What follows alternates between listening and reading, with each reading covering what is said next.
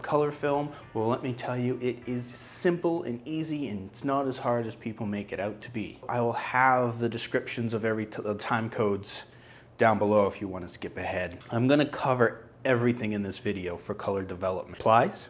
I got making your own chemistry, loading your own reels, developing. Don't forget to like, comment, subscribe, click that bell notification. So we should start our film developing journey with the tools of the trade. Now I want to start off with the things that you're going to have to buy repetitively. That's because there's only two, and that's hand towels.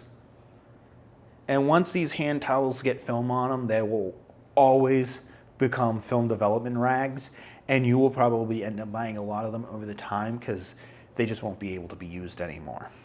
Besides that, the only other thing you're going to have to buy often is your chemistry. It depends on how much you use it and how well it is stored. Everything else that we're going to talk about is going to be a one-time purchase, and what's really great about it is that it can be used for both color and black and white if you choose to do black and white. So to start, we're going to start with the smallest thing, which is a thermometer. I have this one, and it fits very well and nice into the bottle, so I can make sure that my hot chemistry is up to the correct temperature. Once this touches any sort of chemistry, it is now a chemistry thermometer. You cannot use it in the kitchen. Please don't. The other stuff is beakers. Now I have two of them that are big and one that is super small. And this super small one is good for black and white chemistry for those very small, precise measurements. Bottles. I have two here. This is for color development. You want something that's black. You want something that's even dark glass, but you want it to hold your chemistry with the least amount of air as possible. They make accordion ones that you can compress down so you can have no air, because that air will degrade your chemistry over time. Talking about that, you're going to need a stirrer to stir or mix the chemistry around. This is by Patterson.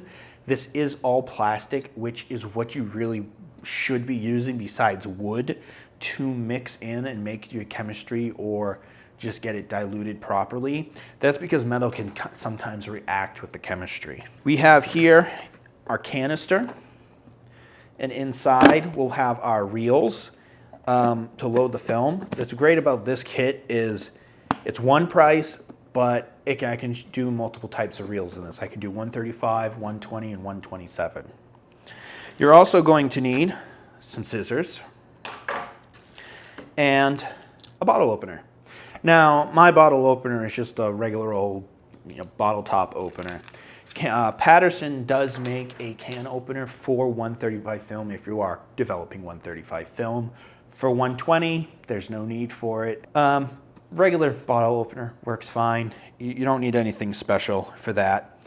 And the last two optionals are funnels. I have a funnel hit set here. This just makes it easier to get the chemistry back in the bottle without spilling it everywhere. And the last is a film squeegee. This is optional. You can just let your film hang dry naturally and not worry about it. This is simply just to run the film along to get any excess water off. This is optional. And our film, obviously. Do I even need to say that? Our film. So everything that I mentioned is going to be down in the description below with a link. I don't make any money off of it. It's purely to help you guys out so you know exactly what to find. And I looked for the best prices, and that's what I could find at the time of this filming of the video. So let's get into the fun part, and let's get into making the chemistry.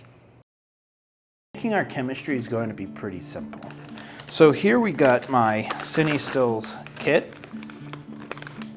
It will come with one part for the developer, in part A and part B for the Blix, the bleach and fix. So to start, we're going to start with our developer. On your bottle, you want to clearly mark not only the bottle, but as well as the top. This is because you do not want to mix your chemistry together. So 1 drop of developer in the Blix is perfectly fine. However, if you get a single drop of Blix into the developer, that developer is now gone, it is useless, and you have to make a whole new batch. So make sure that it's clearly marked.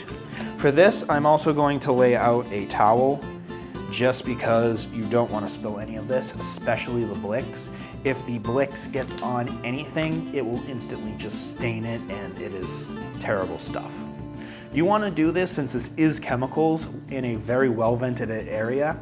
And if you're not confident in what you're doing, wear gloves, eye protection, and even an apron. So what we're going to do is we're going to take a beaker full of anywhere between 600 to 700 milliliters of water. And we're going to make sure it's up to temp. That would be anywhere between 100 to 110. If you're using the liquid kit, you definitely want to be at 120, 125 degrees, simply because that is a bit of a different process.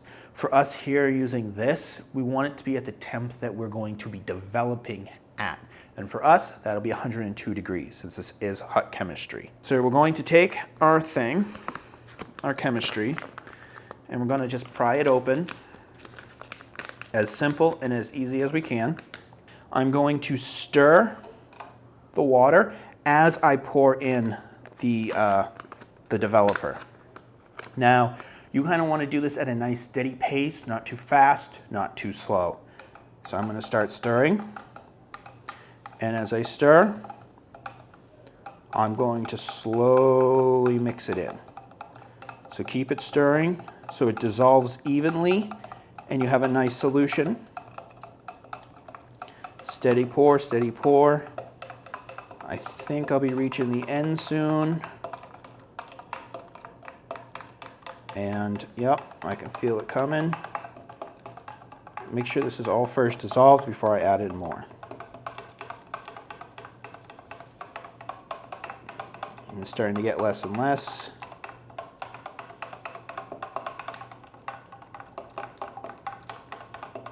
And that is all she wrote. Yep, that's all she wrote. So I'm going to keep stirring this up. Make sure it's fully dissolved. Go back ways. And now we want to do is we want to top this off to 1,000 milliliters. So if you're at 6, add into what you need to do. If you're at 7, add in what you need to do. But you want to top this off at 100 milliliters or 32 ounces of the same temperature water. So I'm simply just going to pour it in and stir it up a bit as I go. And 1,000 milliliters. I can go slightly over in 1,000 milliliters. Give it a nice good stir. Take it out. I use my red funnel and my green funnel for their perspective uses. So my red I will use for my developer.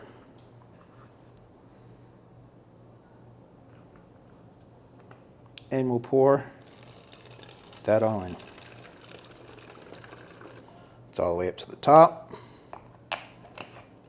Cap it off, tight as you can possibly go, and I will put that aside. I just went and I quickly rinsed off everything. I rinsed off my beakers, I rinsed off my stirring stick and my thermometer, and I made sure everything was clean so no developer would get into the Blix as of yet. This part's the cool science part where we're going to create an endothermic reaction, and it's really cool. But to start, it's pretty much the same process, anywhere between 600 to 700 milliliters of water into the beaker. And with our part A, we're going to do the exact same thing as we did before. So in, get it stirring around, and we're going to slowly pour it in. Make sure it all dissolves evenly as best as you can. And it looks like we're running towards the end, so I'll just pour the rest in. Stir it in, make sure it's fully mixed. Then we're going to take our bottle, clearly marked Blix, cap says B. We are going to slowly pour it in. Now that that is all in, I just want to take my rag and wipe it in there just to get it as dry as possible, because we actually have to pour part B directly into the bottle. This is the importance of a funnel. So now I'm just going to go back and forth as I slowly pour. I don't want to add in too much and clog that little spout. And this is going to create an endothermic reaction. We add in on our bleach, and now we're adding on our fixer. Get the rest in. Hear it to its sizzle.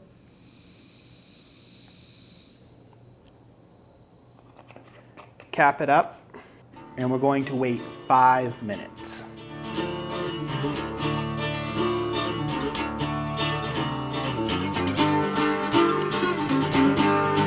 Three, two, one. That's 5 minutes. Okay. We're going to take off our cap, and we're going to pour this whole bottle into here. As you can see, we had that endothermic reaction, and our Blix is now a amber red, would you say? A Maltese color.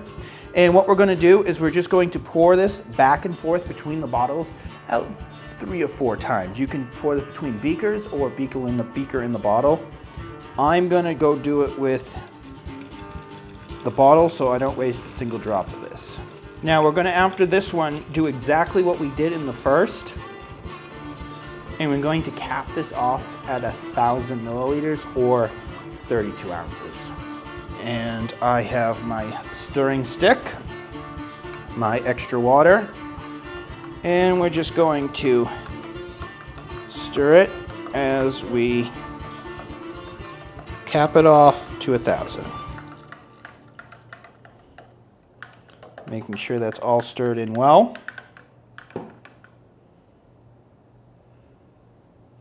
I will put this into this beaker because I need to wash off the stirring stick.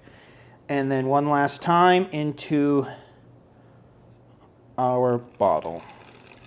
And if you are using a funnel, it does help to pour on the sides to do the cyclone effect. And it will get it down there much faster without any backup.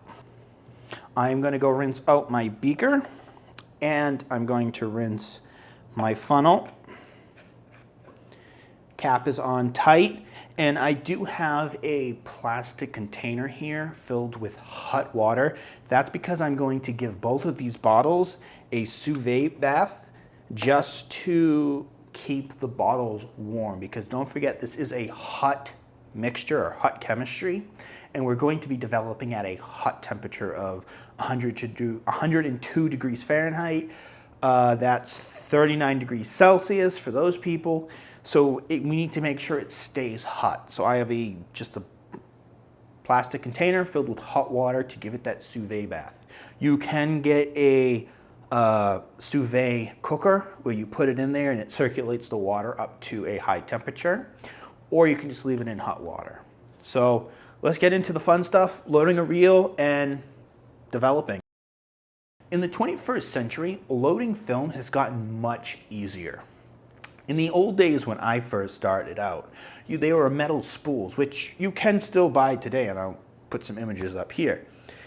They were a bit of a hassle, and it kind of made people afraid of developing film in a way, because there was 2 spikes and you had to pinch the film, press it in, and rotate while you pinched and make sure that film sat perfectly on the reel and it didn't overlap or touch any other film, because if your film touches while it's in the tank, it's not going to develop properly. Nowadays, this company called Patterson has created these awesome tanks where you can get a 3-in-1 type system. So here inside I have 2 reels, so I can develop 2 reels at the same time of 135 or just 1 reel. I can take it out and I can now do 127 Or I can go all the way out and I can now do 120. So there's no extra reels that we have to buy and take up space. And what's really neat about these ones is they're self-loading. All you do is twist back and forth and it will load the film for you. So there's no pinching it and worrying about if it's going to touch. Just go back and forth. It's that simple. You will be doing this in the complete dark, so I do suggest that if you are brand new to loading your own reels, go out, buy the cheapest roll of film you can. Usually it's Fujifilm if you can still find them, and just buy a cheap reel and practice opening it up and loading it in the daylight, because you're either going to be doing this in a dark room, or they also create a dark bag, and I'm not a big fan of it, but I'll also put an image up over here of what that looks like. So you are going to be doing this in the dark, and setup is the most important thing when it comes to that, because you need to know where everything is set up so you can feel for it and not, drop anything. So I'm going to show real quick the setup that I like to use. I have the lid here, always goes on my left, along with the locking funnel that will make our system light tight. After that, I put the canister itself. I take the inner spool that needs to go through both reels and I put it inside of my tank. Now, if you're only developing one roll of 135 or 35mm film, you're always going to put it on the bottom, never the top. But if you're going to do both, like in my case today, I like to look for these grooves, and I'll try to put in a close-up. These grooves here is where the film will be entering. It's the mouth of the self-loader. And I like to make sure that those thumb grooves, when I touch them, they're in my left hand and I can press, because I need to be able to feel that film go in, and it kind of helps pinch it so it doesn't fall to the ground. So I'll always make sure that is to my right. Next to that, I'll also put the next one to the right. If space is tight, you can just stack them on top of each other. After that, I will put my roll of film, my scissors, and my bottle opener or can opener, what I'm going to do. And that way it's the same every time. So if you're practicing during the day, set it up exactly the same way you'd set it up in a dark room or in the bag, because you won't be able to see what you're doing. To open up 135mm film is rather simple. What you're going to do is take your can and you'll take your bottle opener and you'll just go around the edges and you'll try and pry it open. You'll hit the edge fairly easily really soon, and you just pull up, pull up, pull up. The top will peel. Now be mindful that these are metal canisters, so don't cut yourself. It will be sharp.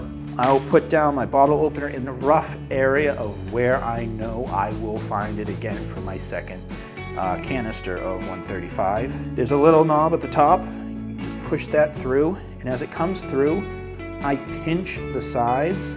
You want to handle your film as least as possible. That's why I say it's nice to pinch the sides where those grooves are.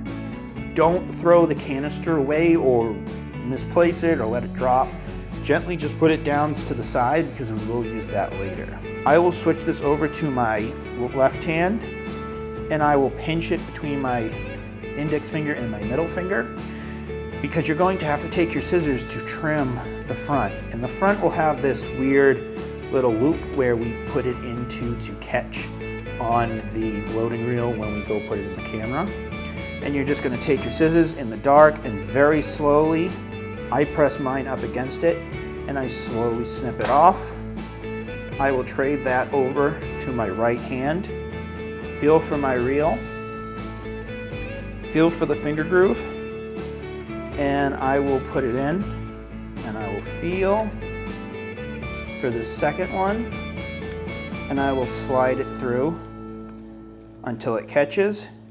And at this point, I will put my film underneath my pinky, and I will just hold this with my left hand, right there, right where that finger grooves is, and I'll only move one side. Gently let it slide through. Try to touch your film as least as possible. You do not want to mess up the emulsion. And I'll just quickly reel it in. At one point, it'll come to the end like this. You spin it around, put it between your fingers so it's touching very well. Come through, scissors very wide. Try not to run your scissors along that film. You will scrape off that emulsion. And you just snip it, and then you can finish with the film. After that, since this is only one, I will put it in on the bottom, feel for that other reel, put it in my tank, and then reach for my funnel, and I'll lock it. I'll listen for that little snap. Now this system is now light tight. It is okay to turn the light on. Final step, put the cap on and go to where your chemicals are. If at any point you realize you messed up or you forgot scissors or anything, don't panic, don't panic. Take your reels out if they're not already have film on it. Put it in this system and put the cap on. Once you put the cap on, this system's light tight. So if you just have loose film around, put it in here. Put the cap on and you're good. Go grab what you need to, come back in, turn the lights off or to your bag, and continue going again. And that's it. After that's done, turn the light on, and you're ready to start developing. So with that being said, I'm gonna go load my reels up so we can start developing. I've loaded my 2 reels with 135 film, and before we talk about anything else, we need to talk about what's going on over here in the corner. I have my developer and my Blix in a sous vide bath, which is just hot water in a tub. I'm using a plastic tub. You can also use a sink. If you need to heat up the chemical, just plug it off and there you go. The whole point of this is to heat up our chemistry. So if you're doing this on a random day that isn't a day that we made chemistry, you would get this water nice and hot and you would put your bottles in it to soak. And it's nice if you can have hot running water over the bottles. This will just heat up the chemistry on the inside because we are using hot chemistry. We're using it at about 102 degrees or 39 degrees Celsius. But you can use this at colder temperatures like 90, 80, 75. But keep in mind that colder temperatures will mean your developing time is much longer. So it's nice to have this hot sous vide bath going while you are off loading your reels to give it plenty of time to heat up on the inside. Right now, this is just keeping my chemistry warm so it doesn't go cold. The other thing we should talk about really quick is pushing and pulling and what these terms refer to. And simply what these terms refer to is developing your film shorter by pulling it or pushing it longer. Now, you may do this if you underexposed or overexposed, or you know that something's different in the film and you wanted to do it. You have to be aware of a few things though. When you push film at higher ISOs above 400, you'll have a lot of film grain and it does make your film more contrasty. And the last thing we need to talk about before we can even touch the develop is how are we going to know the time? Now you can use a simple stopwatch, you can use an analog clock, but the best thing that I like to use is this app called Devit. And it not only allows you to create your own combinations of time or just use a simple timer, but in there they have other combination. For our Devit times, what we're going to do is we're going to go into timer. If you're going to be using this, the pre-wash bath, we're going to actually do separate with no timer. Basically, we're just going to rinse the film out 4 or 5 times or until the water becomes clear. You'll see like this purple violet hue from the film come off and you just want to wash that off. The developer bath, we will put down to 3 minutes and half of, so 30. Our agitation time will be 30 seconds.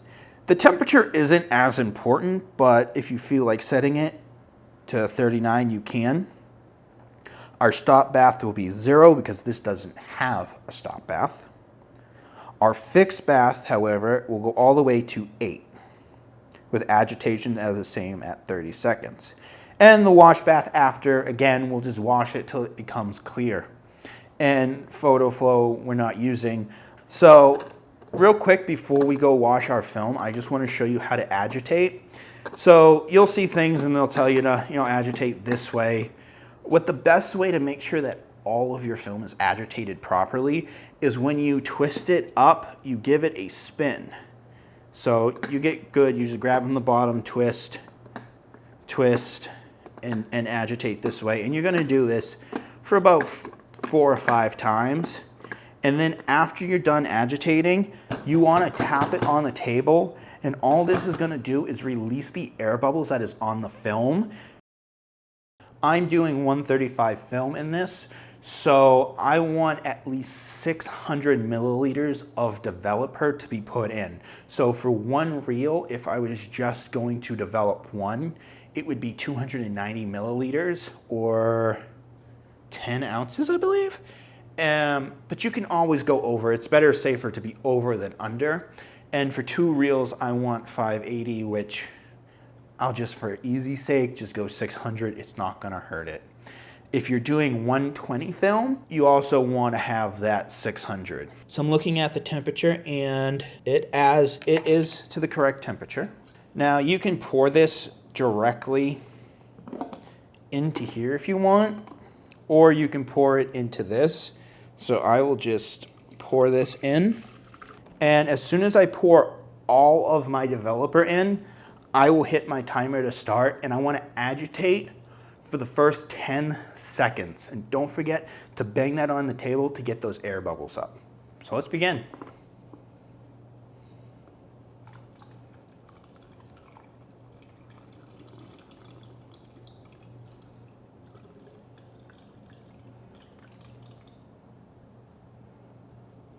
It's all in. Make sure my cap is on tight. I will press start, and I'm going to agitate for the first 10 seconds. Go around, circle. I hit 10 seconds, bang it on the table. Now this is the fun part. It also can be quite boring, so you can listen to music. I don't recommend watching TED because you may get a little too distracted. That was 30 seconds. Again, about 4 or 5 times, and every time you want to bang it on the table to make sure you dislodge those air bubbles. So with that being said, I'm going to continue 2 minutes, and let's just fast forward time.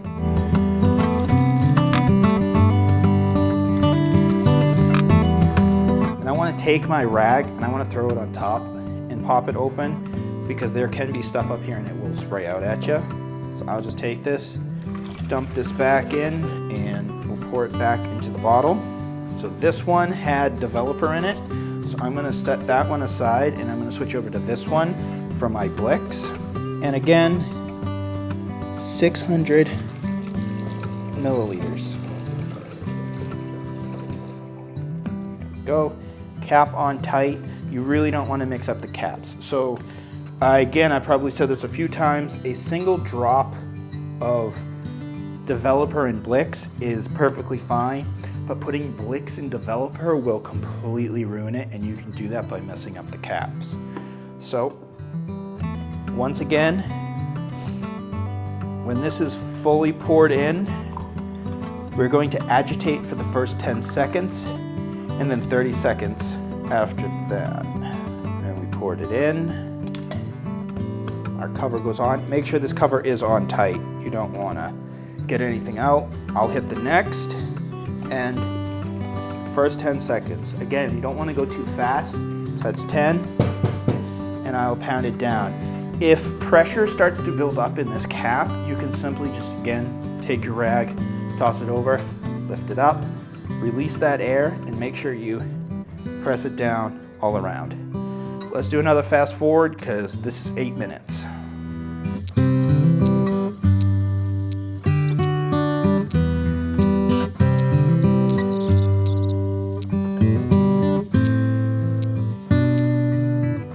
So our last and final step after we empty this back into our beaker and back into our bottle is going to wash the film. So here's 8 towel over. Hear that little spew, and we take the cap off. We'll pour this back into our beaker, and then this back into the bottle. And then all that's left to do is wash everything. So that means wash the cap. We're going to rinse water into our film, and we're going to rinse it for roughly maybe 5 minutes or 7 fills and dumps. And you just want to rinse the film thoroughly. And that's film development. I washed my film and I did take off the funnel. That's because after the Blix and you did that final wash, your film is now light safe. 2 steps, 11 minutes. Couldn't have been any easier. But I mean, that's film development. It's light safe, and if you take it out, you'll know if you did it right because you won't see any mistakes, actually. I have no idea what's on this, so let's find out. And ooh, look at that. Look at that, and let's peel it off. I don't see any dark marks, which means it's good. I can see individual frames, and oh, wow. I don't know what this is. It's just fish. Aquarium, maybe? That's cool. It's from my childhood. It's nice flashback. So I'm gonna grab it here, and it's okay to touch the film at this part. This is where it was exposed by the sun when it was loaded into the camera. And I'm just gonna grab it, and I'm gonna grab my squeegee. And you wanna double check and look to make sure that there's no debris or anything sharp, because it can actually scratch the emulsion. Put it on and pull through and squeeze, and it will get all that extra water off.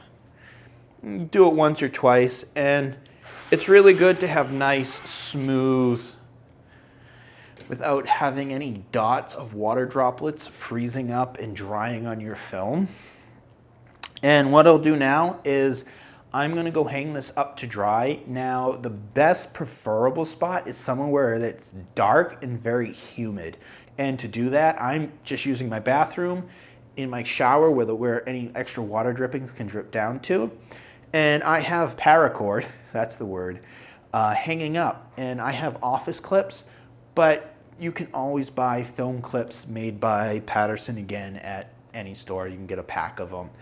And I just use the black office clips, and I'll clip it on to this part. And the part that was exposed by the sun, I will have clipped my canister.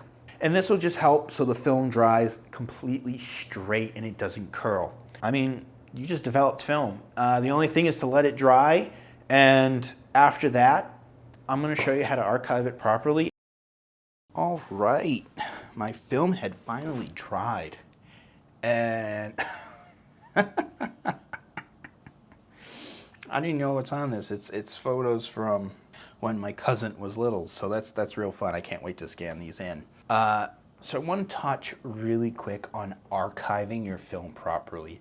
You put so much time into exposing it, and you put so much time into developing it, that you need to take care of it in the after. And if you're new to film, you won't understand that just yet. And if you're old to film, you know very well what that means. To simply state, you want your film in an archival binder like this. I get my sleeves here. An archival binder, this is one of the more expensive ones. This is made out of plastic, and it has these grooves in the inside, right there. And these grooves make this box light tight. Now this is a 3-ring binder, so I can put sheets that don't have it, but sheets with the 3-ring hole punches in it. And what this does is it helps keep the light out. And this is a good quality box. If you develop a lot of film, you should get one of these. The importance of an archival binder is keeping the sun out. Light is your enemy. That will degrade stuff over time. I want to finish up real quick by touching on what these are. And these are archival sleeves. You see it has all these different lines, so the film will be slid in. And at the top of here, we're gonna have different things. So right here is a file number. You have your assignment, or just title it what this sheet of film is. And date. Always date it the day you took it. And if you don't remember that, do the date it was developed. I'm going to put 5 frames in each row so I don't have a single frame left out. And you want to handle your frame as least as possible, so I'm just pinching it on the edges and holding it very gently. This emulsion side back here, which I don't know if the camera will pick it up well, there's a difference between the sides. This side is very matte, and when you look at it in person, that is the emulsion side, and you don't want to damage that emulsion. So you want to keep that in mind, and don't drag your scissors across.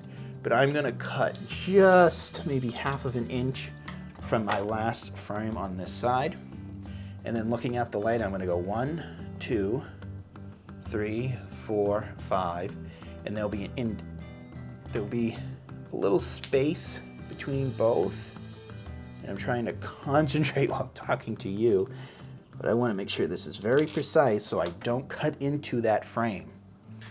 And then right there is my first row, and I'm gonna do it again. 1, 2, 3, 4, 5. And this should be my last 1, 2, 3, 4, and 5. So this last bit, I'm just gonna cut right here. So it's all cut. If you care about the order it goes in, as soon as you cut it, just put it in. If you don't, like me, I cut mine all at once and I put it all in. So again, I'm gonna pinch the sides. What you're gonna do to get these in, because it can be tricky, is you're gonna pinch and bow the film slightly, having your sheet on the table. I like to put 2 fingers down to stretch out the plastic, shove it in, and then you just pinch and bow it in as you push. Just bow it in and push in, and when it reaches the end, all you gotta do is push it on in, and it's done, and it's that simple. So that was just really quick touching on storage. Because you put so much time and effort in this, you need to take care of it properly. Don't forget to like, subscribe, hit that bell notification. Thank you for sticking through it to the end. This is my first video and I'm excited to get it out on a strong foot. And this video's dragged on enough. See you next time.